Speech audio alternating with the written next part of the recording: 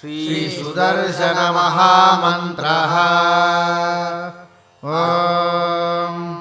अस्य श्रीसुदर्शनमहामन्त्रस्य अहिर्बुध्न्यो ऋषिः अनुष्टुप्छन्दः श्रीसुदर्शनमहाविष्णुर्देवता रं बीजं हुं शक्तिः फट् कीलकम् श्रीसुदर्शनप्रसादसिद्ध्यर्थे जपे विनियोगः। ध्यानम्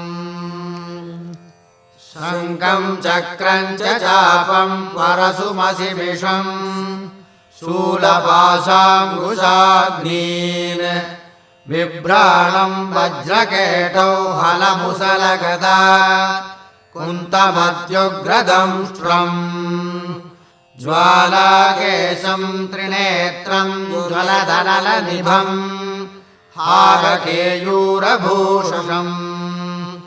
ध्यायेत् षट्कोणसंस्थं सकलरिपुजनप्राणसंहारचक्रम्। मूलमन्त्रः